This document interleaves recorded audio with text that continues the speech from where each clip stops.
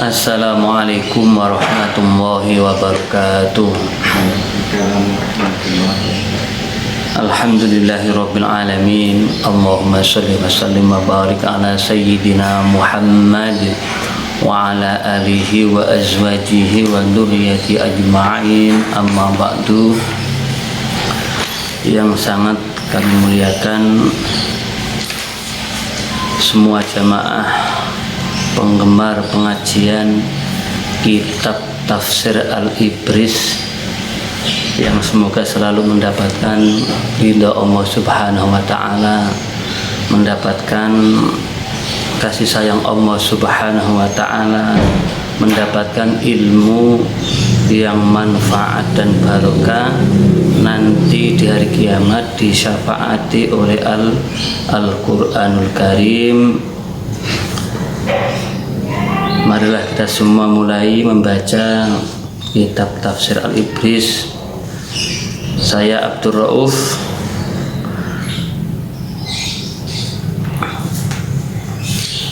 alamat Pondok Pesantren Mambaul Ulum Juwet Wedoro Anom Direjo. Alhamdulillah dulu saya mengaji kepada Syekhina Maimun Zubair yang ada di Jawa Tengah Sarang, dan juga mengaji juga pada Syekhina Abdul Rahim dan masai-masai sarang yang lainnya. Semoga kita benar-benar mendapatkan ilmu yang manfaat dan barokah. Ila hadrati habibina wa syafi'ina wa qurrati a'yunina sayyidina Muhammadin sallallahu alaihi wasallam wa ala alihi wa azwajihi wa dzurriyyatihi wa sahabati ajma'in wa syuhada wa sholihin wal qurra'il mukhlisin wal mufassirin wal mujtahidin wa ila jami' masyayikhina wa asatidina, khususun masyayikh syarang dan seluruh ahli kubur kita semua. Semoga dijadikan ahli kubur yang mendapatkan ampunan Allah, yang mendapatkan kenikmatan kubur, yang mendapatkan pertamanan surga, dan kita semua yang masih hidup diberi umur panjang barokah, rezeki banyak dan melimpah, selamat dunia akhirat, ahlul Quran, ahli sholat jamaah, ahli ibadah, menjadi orang yang ahli surga. Lana wa lahumul Fatihah. A'udzu billahi minasyaitonir rajim. Bismillahirrahmanirrahim. Alhamdulillahi rabbil alamin. Ar-Rahmanir Rahim. Maliki yaumiddin. Iyyaka na'budu wa iyyaka nasta'in. Ihdinas siratal mustaqim. Siratal ladzina an'amta 'alaihim ghairil maghdubi 'alaihim waladdallin. Rabbil firli wa liwalidayya wa li jami'il muslimina amin ya rabbal alamin. Monggo langsung kemawon kula maca jenengan nyimak ngoten nggih. Nggih. Niki ayat 11-12 wa min qablihi kitabu Musa. Bismillahirrahmanirrahim. Wa min qablihi kitabu Musa imamahu wa rahmah wa hadha kitabun musaddiqul lisanan arabiyyan liyundirul ladzina dzalamu wa bushra lil muhsinin. Innal ladzina qalu rabbuna Allah tsumma istaqamu fala khaufun 'alaihim wala hum yahzanun. Ulaika ashabul jannati hum khalidun. Ulaika ashabul jannati khalidina fiha jazaan bima kanu ya'malun. Wa wassaynal insana biwalidayhi ihsana hamalathu ummuhu kurhan wa wada'athu kurha wa hamluhu wa fisaluhu 30 syahra hatta idza balagha ashuddahu wa balagha 40 sanatan qala rabbi awzi'ni an ashkura ni'mataka allati an'amta alayya wa ala walidayya wa an a'mala salihan tardahu wa aslih li fi dhurriyyati inni tubtu ilaika wa inni minal muslimin. Shadaqallahul adzim. Bismillahirrahmanirrahim. Wa min qablihi kitab Musa, wa min qablihi lan iku sangka sadurunge iya Al-Qur'an kitab Musa utawi kitabe Musa imaman hale dadi iman hale dadi imam wa rahmatan lan rahmah. Wa hadza utawi iki Quran kitabun iku kitab musaddiqun kang ambenerake lisanan Arabiyah hale rupa bahasa kang bangsa Arab liung dira supaya meden-meden iya hadza alladzina zalamu ing wong-wong kang zalim iya alladzina wa busyrolan bebungah lil muhsinina kanggo wong-wong kang tumindak becik. Innal ladzina sak temene wong-wong qalu kang ngucap iya alladzina rabbuna Allah utawi pangeran ingsun kabeh iku Allah. Sumastaqamu tumuli jejeg iya alladzina fala khaufun mongko ora ana wedi iku maujud alaihim ing atase alladzina walahum lan ora utawi alladzina yahzanun iku padha susah alladzina ulaika utawi mengkono-mengkono wong mau kabeh ashabul jannah iku para wong kang duweni swarga khalidina hale padha langgeng fiha ing dalem jannah jazaan kelawan dadi piwales bima kanu kelawan barang kang ana iya alladzina ya'maluna iku amal alladzina wa wasoina lan mekas ingsun berwasiat ingsun al insana ing menungso biwalidayhi kelawan wong tuwa lorone al insan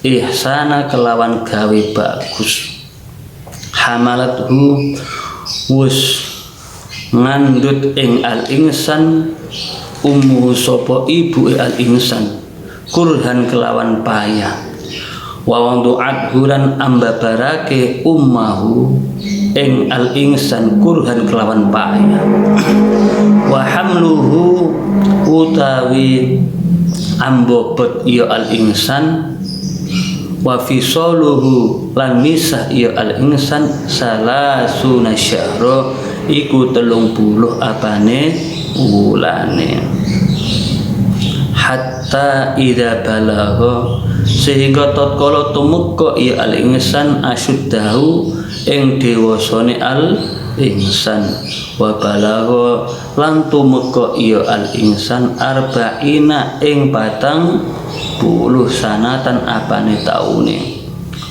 qala mongko ngucap ya al insan rabbi duh pangeran kula auzi'ni mugi paring ilham panjenengan ing kula an ashkura kelawan yen to syukur kaula nikmataka ing nikmat panjenengan allati an'amta ingkang sampun paring nikmat panjenengan alaiya ing atase kaula wa ala walidayya lan ing atase tiyang sepuh kalih kula wa an a'mala lan yento amal kaula sholihan kelawan amal kang bagus tardahu ingkang ridho panjenengan ing amal wa aslih lan mugi damel sae panjenengan li kangge kula fi dzurriyyati ing dalem keturunan kula ini tubtu sejatosipun kula iku taubat kula ilaika dhateng panjenengan wa inni lan sejatosipun kaula minal muslimin iku saking tiang-tiang ingkang muslim pun.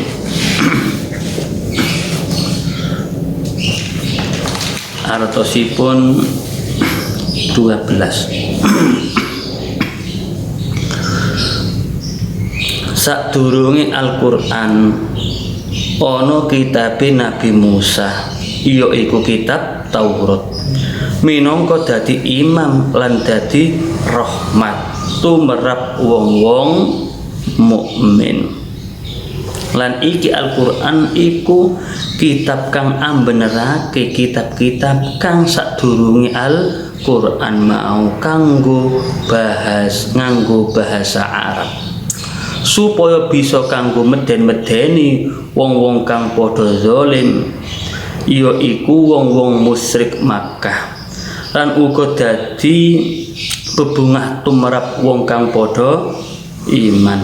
13 sak temene wong-wong kang padha ngucap pangeran ingsun iku Allah Ta'ala nuli dheweke padha istiqomah jejeg ajeg nindakake taat iku dheweke ora bakal wedi lan dheweke ora bakal susah pun. Jadi kitab suci Al-Qur'an adalah kitab suci yang menjadi penyempurna kitab-kitab sebelumnya. Sebelum kitab suci Al-Qur'an diturunkan, diwahyukan pada baginda Nabi Agung Muhammad SAW, ada namanya kitab Taurat, kitab Zabur, kitab Injil, kitab Samawi yang pada masa itu dijamin kebenarannya. Pada masa itu, pada zaman Bani Israel yang beriman kepada kitab sebelumnya termasuk kitab Taurat, maka orang itu akan mendapatkan surga Allah. Kemudian setelah Nabi Agung Muhammad SAW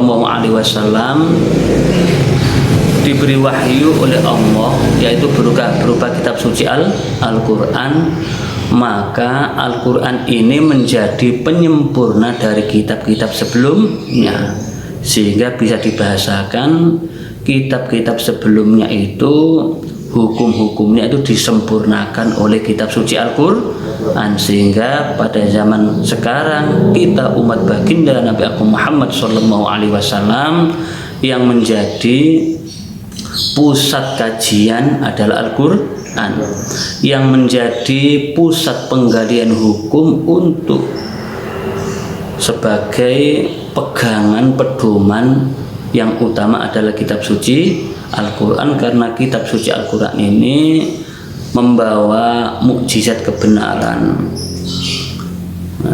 bisa membawa kasih sayang Gusti Allah. Dan ini kitab suci Al-Qur'an menjadi penyelamat, penunjuk jalan umat manusia mulai dunia sampai akhirat. Kitab suci Al-Qur'an ini diturunkan pada baginda Nabi Agung Muhammad SAW menurut lisan atau bahasa baginda Nabi, yaitu bahasa Al-Qur'an, bahasa Arab. Maka dari itu bahasa ahli surga itu adalah bahasa Arab. Orang kalau ingin masuk surga lancar, maka harus belajar Al-Quran, karena secara otomatis orang yang belajar Al-Quran dengan baik itu sama halnya dengan belajar bahasa surga, belajar menjadi penduduk surga. Ini adalah Al-Quran. Al-Quran ini menjadi penunjuk jalan, menjadi obat bagi manusia-manusia, entah itu yang sakit hati, hatinya sakit, rohnya sakit, badannya. Kalau orang sakit hati, tombol Al-Quran adalah rajinlah membaca Al-Quran. Ala bidzikrillahi tatma'innul qulub. Jadi ingatlah, dengan berzikir kepada Allah, khususnya membaca Al-Quran, itu bisa mengobati hati manusia, ya, bisa menjadi penenang hati manusia yang asalnya resah, asalnya bingung, menjadi tenang. Apa mana sing kakean utang, apa mana yang dia itu dibingungkan oleh hutang atau ekonomi atau keluarga dan sebagainya. Berzikirlah pada Allah dengan membaca Al-Quran. Entah itu perbanyak membaca surat Al-Ikhlas, kalau mampu membaca Yasin. Dan Al-Quran ini membawa kasih sayang Allah. Orang-orang yang rajin baca Al-Quran, maka Allah akan menurunkan para malaikatnya ke tempat kita ini. Supaya apa? Supaya para malaikat itu menurunkan kasih sayang kepada kita semua, dan kita didoakan oleh malaikat supaya diampuni dosa-dosa kita oleh Gusti Allah. Al-Quran ini menjadi pengingat, menjadi untuk menakut-nakuti bagi orang-orang yang zalim, orang-orang yang suka menjahati orang lain, ya, orang-orang yang suka menipu, orang-orang yang suka membohongi orang lain. Entah itu dengan menjahati jiwanya atau badannya atau hartanya. Orang itu akan ditakut-takuti oleh Allah lewat Al-Quran, lewat para utusannya, lewat para kiai membacakan Al-Quran. Orang yang seperti itu kalau tidak cepat taubat, maka akan dibakar api neraka. Sebaliknya, wa busyra lil muhsinin.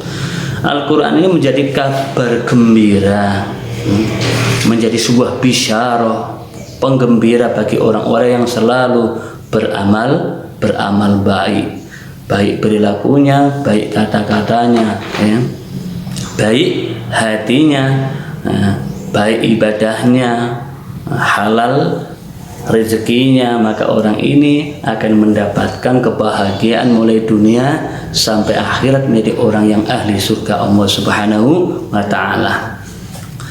Sesungguhnya orang-orang yang berkata bahwa Tuhan kami adalah Allah, dia telah mengucapkan kalimat tauhid, asyhadu an la ilaha illallah wa asyhadu anna muhammadar rasulullah, sumastaqamu, kemudian ia selalu mengerjakan atau selalu istiqomah, selalu rutin menjalankan perintah-perintah Allah, menjauhi larangan-larangan Allah, selalu istiqomah mengaji, istiqomah bersedekah, istiqomah sholat berjamaah, istiqomah bekerja mencari rezeki yang halal.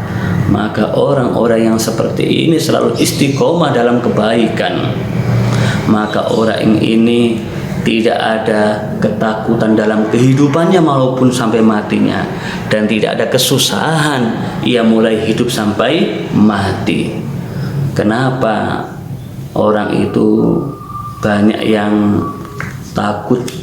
Ada kalanya takut mati, ada kalanya takut penyakit, ada kalanya takut miskin, ada kalanya takut, serba takut dan takut.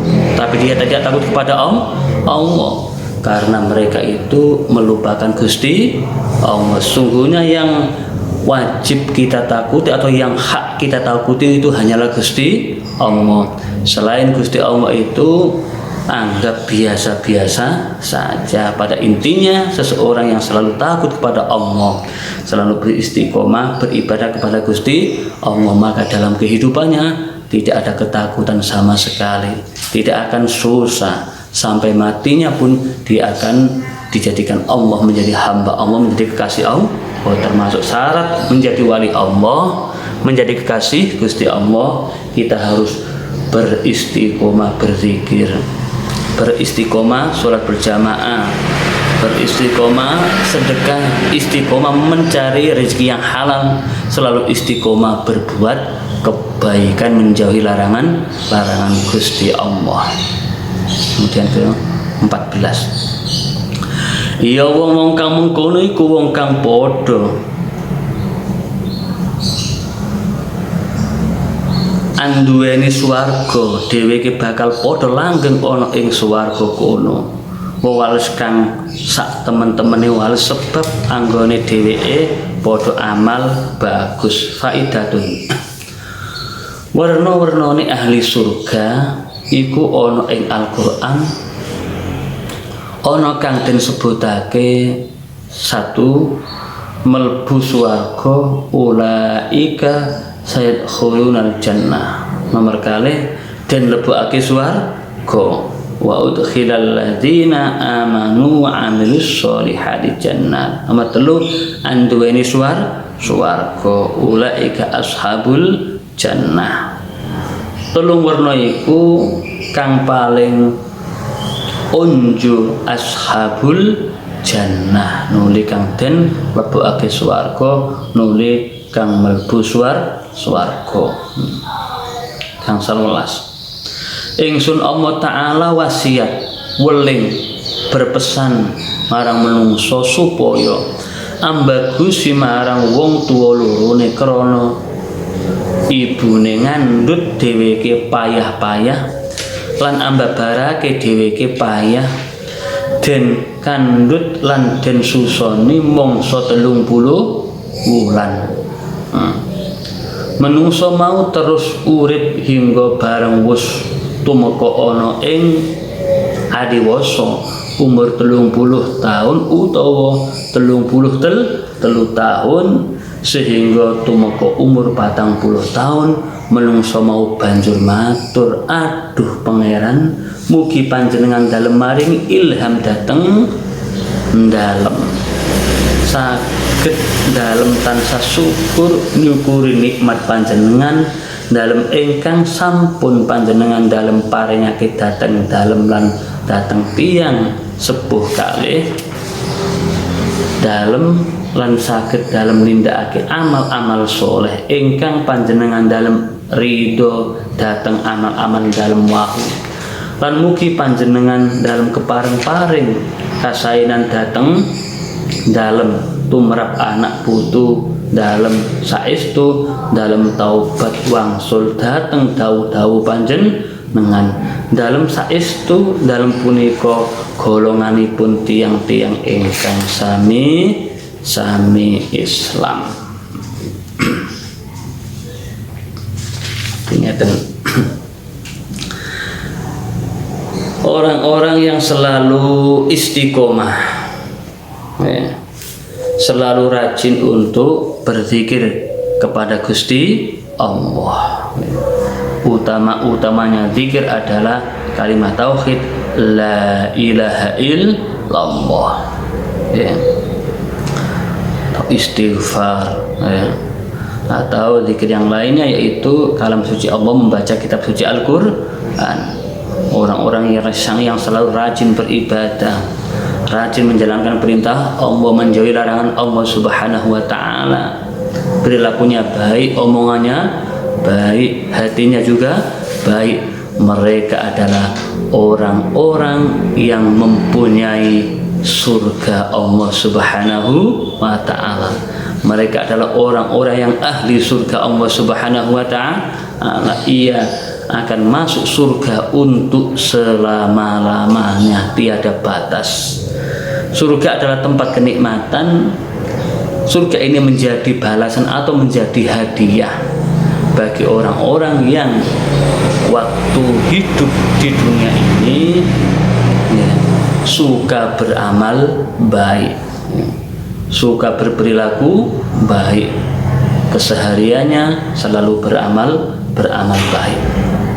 Maka dari itu surga Allah Subhanahu wa taala ini yang paling tingkat tinggi adalah orang-orang kelompok yang masuk disebut ashabul jannah, orang-orang yang mempunyai surga. Yaitu mereka adalah orang-orang yang langsung masuk surga. Tidak ada penghalang apapun seperti para nabi, para sahabat, para wali-wali Gusti Allah, para alim ulama yang ahli mengamalkan ilmunya. Mereka lah orang-orang yang mempunyai surga. Karena memang orang itu dalam beribadahnya itu tidak karena mencari pahala, tapi para nabi, para wali Allah, para kekasih Allah beribadah itu adalah untuk mencari ridha Allah Subhanahu wa taala, beribadah untuk niat lillahi ta'ala, taat kepada Gusti Allah. Jadi surga neraka itu tidak apa-apanya baginya, karena ia intinya adalah ingin menjadi hamba yang dikasihi Gusti Allah, yang disayangi Gusti Allah, yang diridhoi oleh Gusti Allah. Maka ibadahnya itu tidak karena surga neraka, tapi karena Allah Subhanahu wa ta'ala, karena kenikmatan yang sungguhnya adalah bertemu dengan Gusti Allah. Dan orang-orang inilah yang disebut ashabul jannah. Jadi orang-orang yang ilmunya tingkat tinggi. Dan ada seseorang yang dimasukkan surga.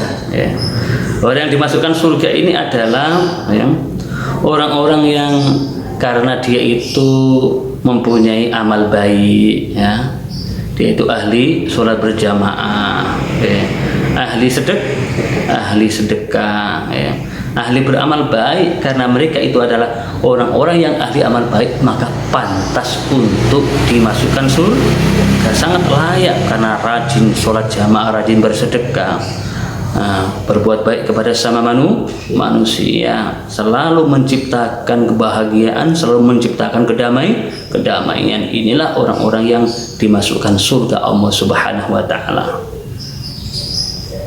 Dan juga ada orang yang masuk surga ini karena dapat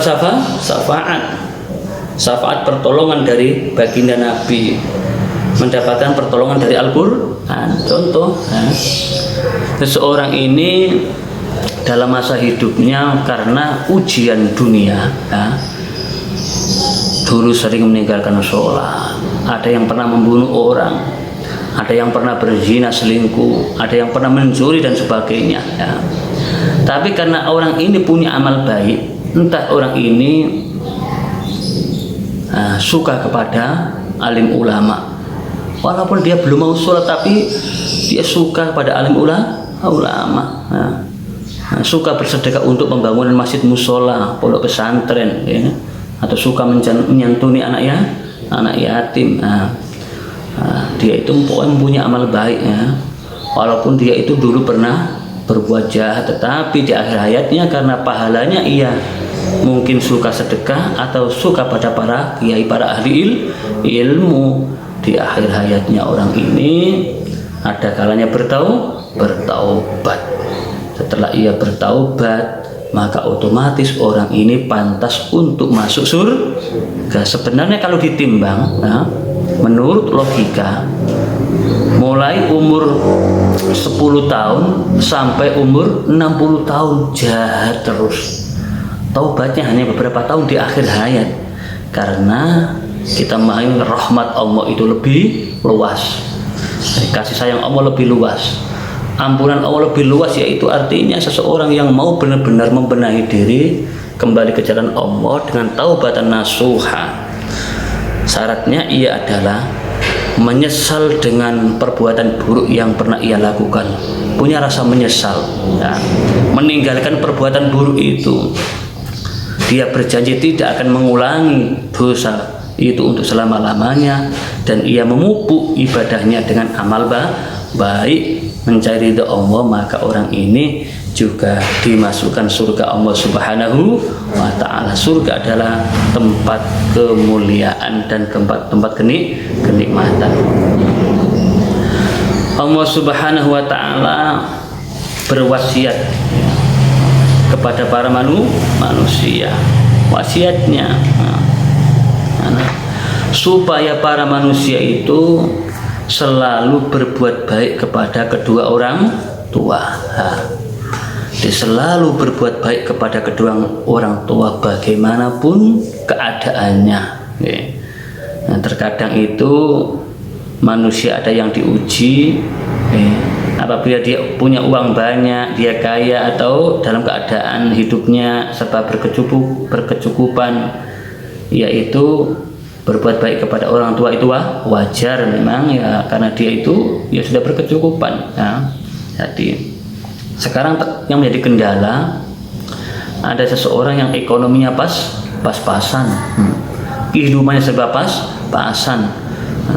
Kalau ia tidak punya iman, tidak punya ilmu, maka uangnya pas-pasan. Apabila ada orang tuanya butuh, mungkin ya dia tidak akan ngasih, karena untuk kebutuhan keluarganya pun pas-pasan. Ya. Bahkan ada orang tuanya itu dikatain yang tidak, padahal sesungguhnya ilmu yang kita miliki, harta benda yang kita miliki ini adalah berkat doa orang tua. Kalau kita orang yang punya ilmu, walaupun kebutuhan kita sehari ada 200.000, nah, itu kebutuhan pas-pasan. Ternyata orang tua ini membutuhkan 50.000, maka kita ini akan musyawarah dengan istri, Dek atau Bu, ini orang tua butuh ya 50.000 ya, nggak apa-apa ya. Nah, apakah 50.000 ini kita ambilkan dari belanja kita kurangi, atau kita hutang? Kan musyawarah bagaimana caranya dia itu bisa memberi orang tuanya itu 50.000, atau bahkan waktu kita, mungkin kita sibuk apapun, orang tua menelpon membutuhkan kita, maka bagaimana caranya umpama kita rapat, umpama kita punya apapun, kita berkomunikasi dengan pihak yang ada di forum kita ini untuk cabut, yaitu memenuhi undangan sang ibu atau orang tua, karena orang tua ini adalah orang yang berjasa dunia akhirat untuk kita. Orang tua ada namanya, orang tua yang mengandung ya, kita ayah ibu, ayah itu dalam nasab kita ya, yang mengandung, melahirkan. Ada orang tua itu adalah mertua ya. Ada lagi orang tua itu adalah guru kiai. Selain itu termasuk orang tua adalah kakek, nenek itu adalah orang tua. Kenapa kita disuruh untuk berbakti kepada kedua orang tua? Karena mereka itu adalah orang yang telah mengandung kita, berada di dalam kandungan, ada yang 8 bulan, ada yang 9 bulan, sangat payah. Orang tua kalau mengandung miringanan, alhamdulillah payah. Miring alhamdulillah payah. Tidur miringanan, miring ini serba payah semua ya. Jalan juga gitu, karena apa? Serba payah orang tua mengandung kita ya. Setelah mengandung ya, dilahirkan, melahirkan pun masya Allah luar biasa, perjuangan luar biasa. Ini adalah melahirkan. Maka dari itu seorang suami kalau memang benar-benar ingin tahu bahwa seorang ibu itu, istri adalah luar biasa perjuangannya waktu melahirkan yang tidak melalui operasi, melahirkan secara normal. Gak apa-apa hadir di situ, tapi kita berada di kepalanya, masuk menyaksikan daripada perjuangan seorang ibu atau seorang istri. Masya Allah, itu perjuangan dunia akhirat. Umpama kita ini tidak dirawat ibu dengan baik ya, maka banyak bayi kecil sudah dibuang, tidak dirawat. Karena apa? Karena mereka kadang nggak punya ilmu, terbentur dengan ekonomi atau keadaan, karena nggak punya iman, maka banyak yang menyia-nyiakan ada yang dibuang di tong sampah, ada yang dibuang di WC, ada yang dikubur, karena terkadang mereka pertama kali sudah menggunakan jalan yang salah, ada lewat zina. Terkadang dia itu mengandung tidak diinginkan, itu tidak boleh, karena semua apapun itu adalah namanya titipan Gusti Allah, sebuah amanah. Kita dikandung, ya, dirawat, Masya Allah, selama 30 bulan. Setelah dilahirkan dirawat dan sebagainya. Dirawat, ya. Kalau kita tidak dirawat oleh seorang ibu, siapa yang bisa ngajari kita untuk berjalan? Tidak ada, hanyalah ibu. Didulang, dicawi pipis tengah malam bangun, maka bayi itu cerdas, ya. Pengalaman yang saya ambil hikmahnya adalah terkadang kenapa bayi itu terkadang sering-sering bangun jam 2 malam, jam 3 malam nangis. Kita ambil hikmahnya. Oh, ternyata anak bayi nangis ini memang nangisnya itu minta mimik, minta susu.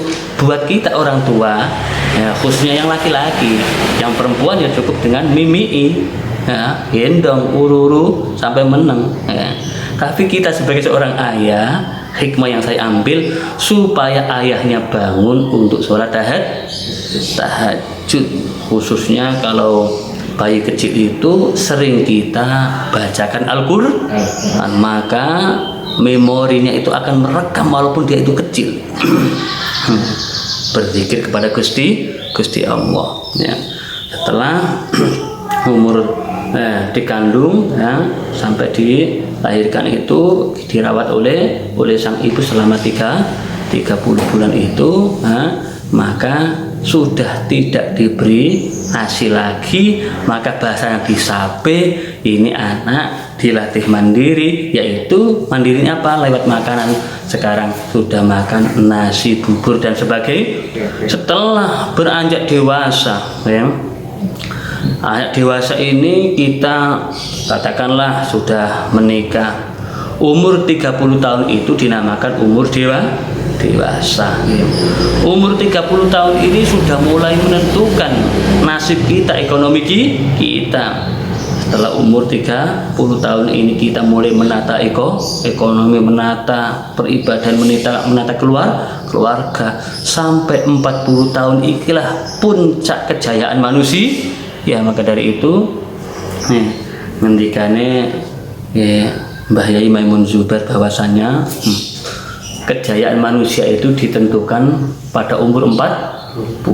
Para nabi diangkat jadi nabi itu umur 40. Jadi manusia itu nampak kesuksesannya itu adalah umur 40.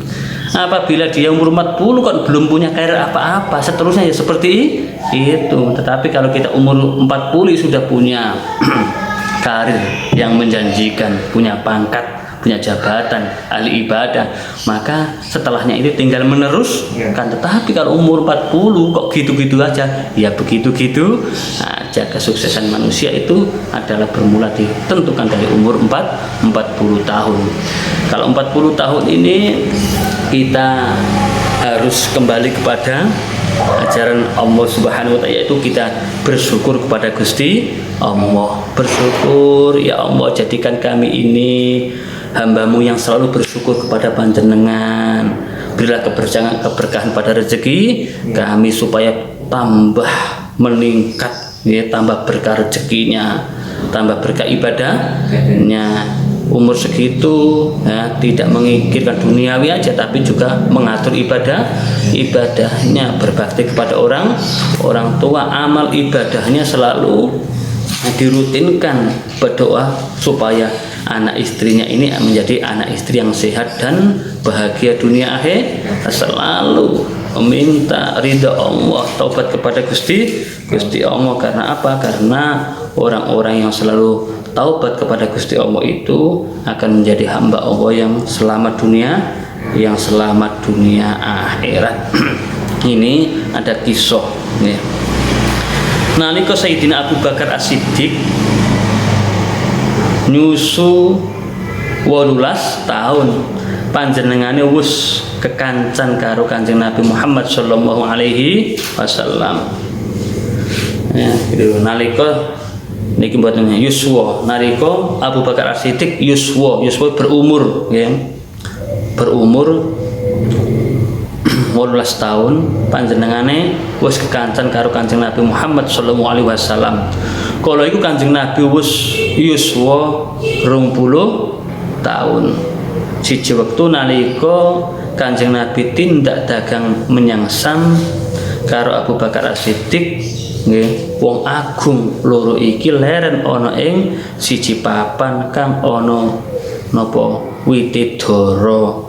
Barang Kanjeng Nabi ngaup ana ing ngisore Widara, nggih, Abu Bakar Siddiq merlokake sowan marang siji pendeta ana ing kono perlu takon bab-bab agama. Pendeta mau takon marang Abu Bakar, tiyang ingkang ngaup ana ing ngandhap dara punika sinten?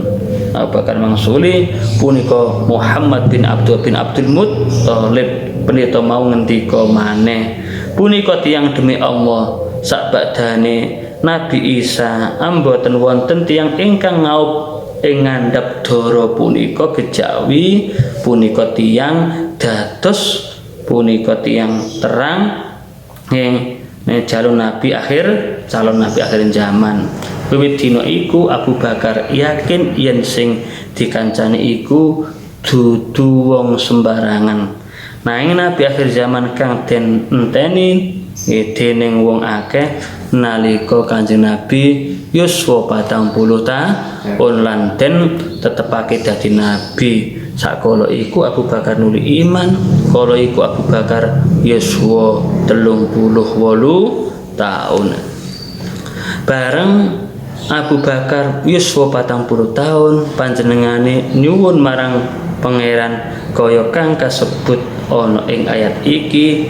Panyuwune Abu Bakar den sembadani dening pangeran ramane asma Abu Kuhafa, ibuke asma Ummil Khair binti Sohar, ibuke ramane asma Qailah, garwane asma Utailah. Kabeh padha iman mengkono uga putra-putrane kaya Abdurrahman, ya, putrane iku iya iku Abu Atik. Kabeh uga padha iman lan padha menangi Kanjeng Nabi Muhammad sallallahu alaihi wasallam nganti sahabat Ibnu Abbas dawuh ora ana sahabat kang putra-putra kakunge, putra-putrine lan rama ibuke padha iman kabeh kejaba sahabat Abu Bakar. Bareng dungane Abu Bakar den sembadani dening pangeran, panjenengane banjur merdekake budak Akeso songo. Sang budak mau oleh tuku jalaran padha den siksa dening bendara-bendarane kang padha musyrik faidah. Bayi iku yen ana ing kandhutan namung 6 wulan anggone nyapeh, mongko yen wis umur 24 wulan yen ana ing kandungan 9 wulan panggonane nyapeh mengko yen wis umur 21 wulan sehingga ngandhut lan yuswane jumlahe ana 30 wulan. Wallahu a'lam nggih. Iki bahas masalah kejayaane menungso. Ini ada hubungannya dengan umur 40 tahun. Kanjeng Nabi Muhammad sallallahu alaihi wasallam pada waktu masih muda, beliau umur 20 tahun, ya. Abu Bakar umur 18 tahun. Ini sudah berteman, ya. Sudah teman akrab, ya. Sehingga pada suatu masa, ya, Kanjeng Nabi dan Abu Bakar ini sedang perjalanan, ya. Karena dalam keadaan payah capek maka ngiyup berteduh di bawah pohon. Ini di bawah pohon dara. Pohon ini adalah pohon keramat, pohon istiqomah kebaikan. Seseorang yang berteduh di bawah pohon itu tiada lain kecuali orang yang mulia, adalah calon para nabi. Maka dari itu Sayyidina Abu Bakar ini pada waktu itu suan kepada pendeta yang ahli dalam bidang ilmu. Maka pendeta itu balik bertanya, ya, sahabat sahabat Abu Bakar kan orang yang cerdas, selalu ingin tahu masalah ilmu. Di balik tanya, wahai anak muda, siapakah teman anda yang berteduh di bawah pohon? Itu ada temanku, ya, yang namanya Muhammad bin Abdul.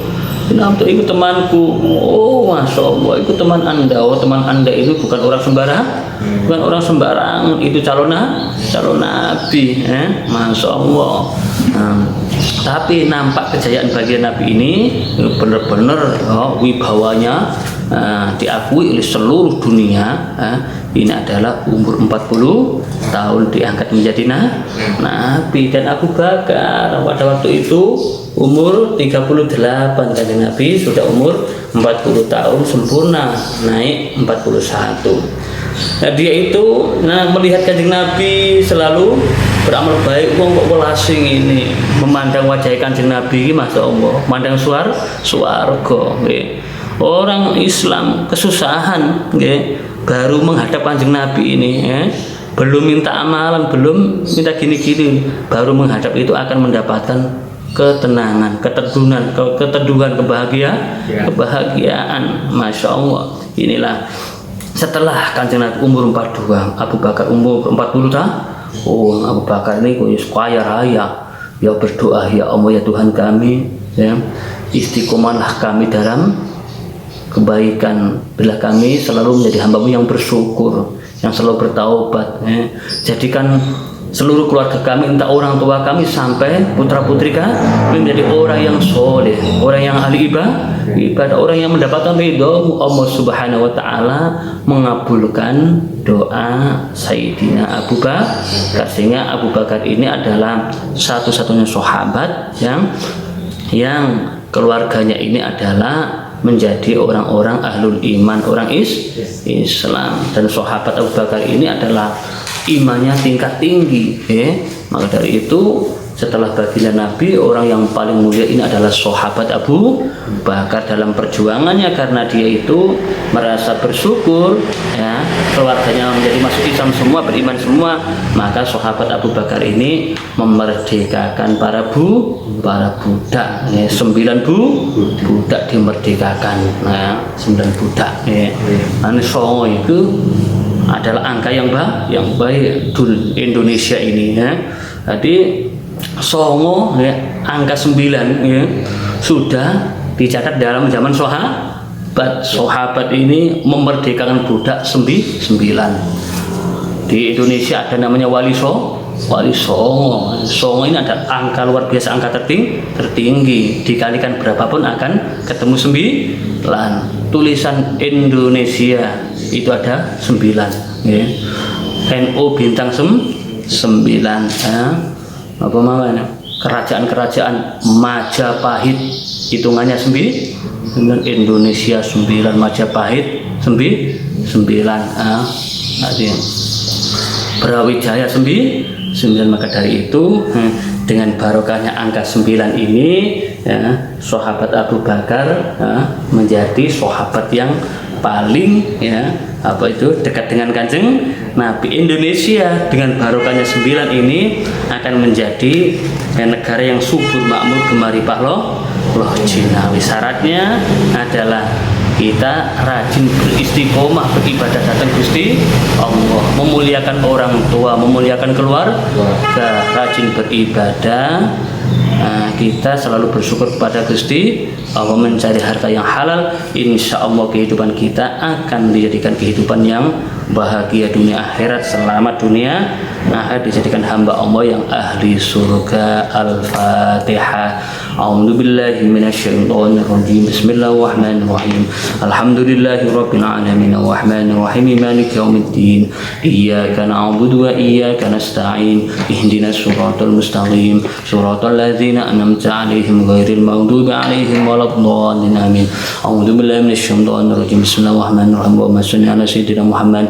Alhamdulillahirabbil alamin hamdan na'iman hamdan syakirin. Allahumma ighfir lana dzunubana wa liwalidina wa limasyaykhina لشيخنا ولجماعتنا ولأهلنا ولجميع المسلمين والمسلمات والمؤمنين والمؤمنات الأحياء منهم والأموات ربنا هب لنا من أزواجنا ذريتنا قرة أعين واجعلنا للمتقين إماما اللهم أرزقنا فهم النبيين وحمد المرسلين وإلهام الملائكة المقربين يا فتاح يا عليم افتح قلوبنا فتوحا عارفين اللهم إنا نسألك رزقا حلالا واسعا مباركة لنا نافعة لنا في الدنيا اللهم اجعلنا وجماعتنا من أهل العلم وأهل القرآن وأهل الصدق وأهل الجنة يا الله ربنا آتنا في الدنيا حسنة وفي الآخرة حسنة وقنا عذاب النار وصلى الله على سيدنا محمد والحمد لله رب العالمين الفاتحة.